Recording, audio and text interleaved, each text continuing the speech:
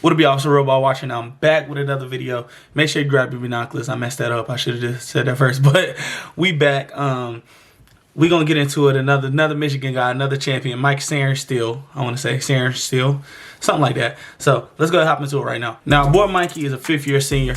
He started out at wide receiver, so that's why his stats are kind of low at the beginning, but he's a 23-year-old, 5'10", 183 or 182 pounds, depending on where you're looking at. 2019, they have no stats. I think he was full-time receiver. 2020, only 1 total tackle, 1 solo. 2021, 5 total tackle, 5 solos. 2022 is when he really made his debut on the defense. He started wearing that number 0. I think he wore 19 and 5 before that, but 58 total tackles, 38 of those solos, 2 assists. That's not correct. 20 assists, 2 sacks, 1 interception, 7 pass deflections. So he had a really pretty decent year at 2022. And 2023, his breakout year, his last year, this past year, 44 total tackles, 26 solos, 18 assists, 2 sacks, 2 forced fumbles, 6 interceptions, and 6 pass deflections. He kind of balled out this year, but let's go ahead and get into his stats.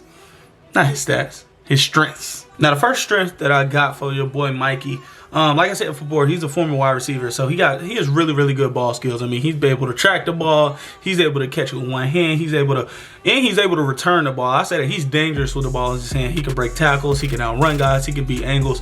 I want to say he had 2 or 3 pick sixes this year.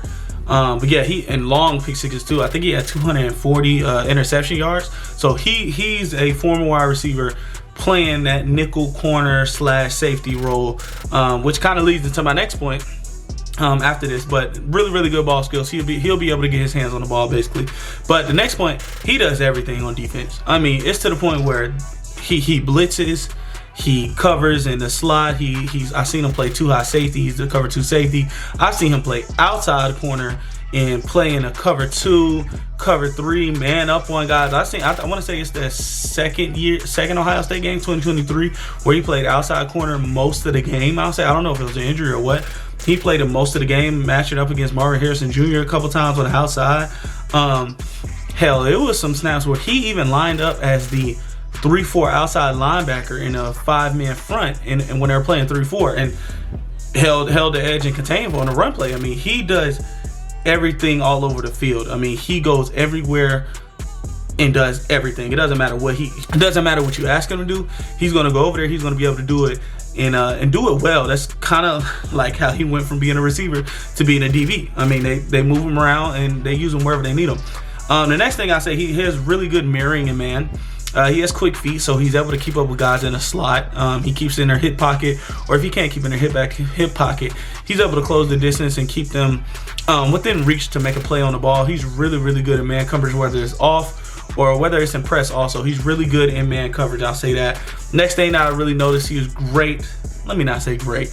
He was pretty good in zone also. He has good range in zone. So I was talking about when he's playing outside corner and he's playing in the cover 2. He carried Marv up to the safety, passed him off, came down and was able to make a great pass break up to Cade Stover underneath in that cover 2. And he has good range in zones that's not also at outside corner. So I don't know if he'll be able to play free safety and be a 1 high or even in a cover 4 and have a hash, but he has really good range to make him like, hey, if you want to move him to safety full time, you'll be able to do that. Also, he plays through a wide receiver's hands. I mean, I talked about him being able to close the gap and having good ball skills, things like that. That all plays into him being able to play through the wide receiver's hands. I mean, he just gets his hands on the ball, period. Whether he's in man, whether he's in zone, whether he's recovering from somebody else. It's that one play against Ohio State, I want to say 2022, where they were kind of jumbled up, kind of getting the defense together. He gets beat off the line, not necessarily because I don't think he knew he was supposed to guard Cade Stover. Cade Stover ran a crossing route, went all the way across the field, had a couple steps on him. He closed the gap. Cade Stover catches the ball, but before he comes down, Mikey puts his hands through in between the ball and rips it out. Incompletion. Really great play. That was probably one of my favorite plays from him. Just showing all the things that he has on display when it comes to his range, when it comes to his ball skills, when it comes to his coverage skills, as far as closing the gap between his man, his athleticism. Really good play. So he plays through a wide receiver's hands, really, really well. And it wasn't just on that play, it's a couple other plays also. The next thing that I noticed that I really like, let me stop saying y'all gonna call me Bryce Young, you know. But the next thing that I know is he's a great tackler. It doesn't matter if it's an open field, if it's in a congested, not necessarily pocket, but congested where the offensive line is blocking, things like that, in a box, congested box. He plays close to the line of scrimmage, whether it's a nickel or sometimes they kind of move him in as that third linebacker or in a strong safety role. He can play in the box because he's just that good of a tackler. I mean, he wraps up. He almost always hits low and wraps up the legs to the point where even if he's about to miss the tackle, because he's so low and is wrapping up at the legs, it's probably going to be able to get him down even if they slip out, because he's just a really, really good textbook tackler. I mean, he comes in, he's already low to the ground, so he comes in with that low center of gravity. He comes low to the ground and he tries to put a little hit on you. He tries to do a little hit, and that's really like that about him. But then he hits you, wraps you up, drives you to the ground, or kind of spins you to the ground, drags you to the ground, whatever he needs to do. But he wraps up, and he wraps up low. That's the best part about his tackling. And the good thing about his tackling technique, it's really hard to miss a tackle when you're doing that, outside of just somebody running through you if you're doing an arm tackle. But like I said, he's not really an arm tackler. He like to hit you a little bit, and that goes into the next point. He hits and plays with the edge. Like, he plays with his hair on fire. He's grabbing, he's pushing, he's running all around, and he's coming down and laying the punishment on dudes. Like, it's a couple hits where it's like, okay, I know last video I said Rod Moore was a thumper. No, this guy has some hits on his tape where it's like, oh, nah, he's really trying to hit some ish. Like, he's not playing. He's really trying to put some wood. Pause. That was finna be crazy. That was finna be crazy. But he hits. That, let's just say he hits, okay? That was crazy. Plays best close to the line of scrimmage. You want him to be around the ball, be able to get his hands on the ball because he has such good ball skills, and make plays and be able to return something, or be close to the line and make tackles because he's a sound tackler.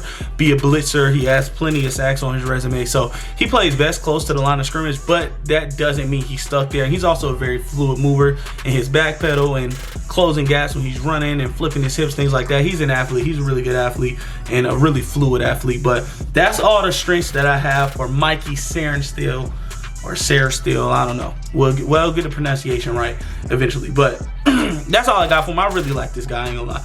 I don't know why he's not getting a lot of hype or buzz, especially being on the national championship winning team, but he's a really good player. So let's move into the stuff that's not necessarily his game. All right, let's go ahead and talk about it. Not his game, stuff that's not in his game or not his game right now.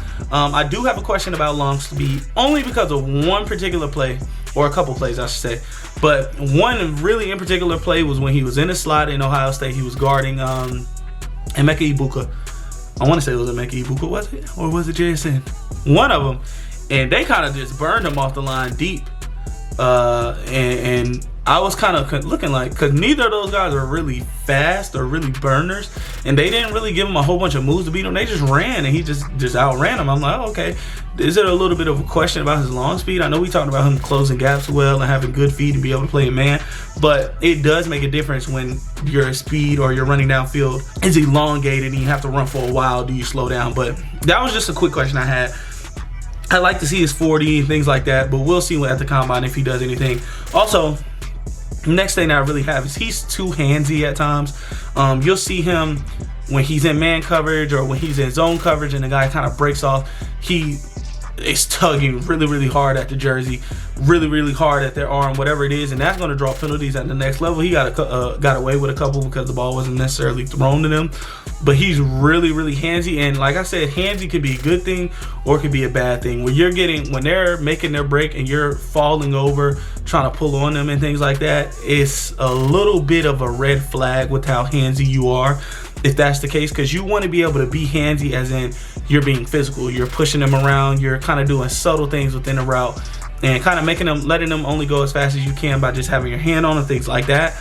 But when you're grabbing, when you're pulling, trying to keep them in phase with you, that's where it becomes an issue. That's where you get a lot of penalties. But that's all I have for that part. I mean, he's just a little bit too handsy sometimes, which can be fixed at the end of the day. It's not an end all be all. That's why this is called not his game and not like his weaknesses or his, I guess weaknesses will work, but I like it not his game better, okay?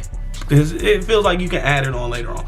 But anyways, next thing I have, which kind of falls into line with the last one, all of these kind of fall in line with everything. his feet can react slower at times. Like, his feet isn't aligned with his eyes or his hands. Like, he'll shoot his hands first and his feet will follow after, but they'll be too late, so he'll get beat. And that's kind of where he comes into handsy, because he's in phase, he's doing good, and then they break, and he knows they're break because he's holding on to them, obviously, but his feet isn't quick enough to, or isn't reacting quick enough. I won't say it's not quick enough, but isn't reacting quick enough to get back into phase with them. So he ends up tugging on them, things like that, or he ends up getting beat, like on the goal line at Ohio State when he gave up that touchdown. He ends up getting beat basically on like a slant because his hands are there. He puts his hands out, they're there, but his feet don't move. It's like they're stuck in clay. But he has quick feet, so I don't want to say his feet are in clay sometimes. That's why I put his feet can react slow. The next thing I want to say, he has a small frame. Like I said, 5'10", 183. So if you're going to be playing him close to the line against NFL guys, maybe that's an issue. Maybe you want to get him a little bit bigger play strength, but he's kind of nimble getting in and off of blocks. Like, he kind of slips under guys, slips in between guys because he's so small and so nimble. So will he be able to counteract that? I don't know. But if you're going to be relying on him to make tackles close to the line, things like that, I mean, when you got big linemen pulling on him, or when you got Derrick Henry running at him, or let me not say Derrick Henry because he's not really a put his shoulder into you guy, but when you got Saquon Barkley running at you, things like that, bigger, stronger running backs who's kind of like a bruiser, like the really later shoulder down, but John Robinson, Tyler Algier, things like that, it can be a little bit of a question mark if he sticks this frame that he has, especially being sub 190 or sub 185 really. Also, this last point, which is kind of the point with the rest of the stuff, he's a work in progress in man. But the reason I put this is because, like I said, he just switched the corner maybe 2-3 years ago.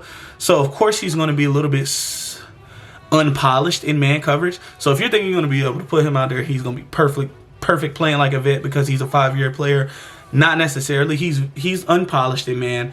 Like I said, sometimes his feet don't react the same time as his eyes do. Sometimes he's too grabby. There are questions about his long speed in man coverage whenever he's playing like these elite faster guys in the slot. If he's going to stand in nickel, is he going to be able to do that? So he is a work in progress, but this can also be seen as a positive because since he just switched, he has more upside to get better.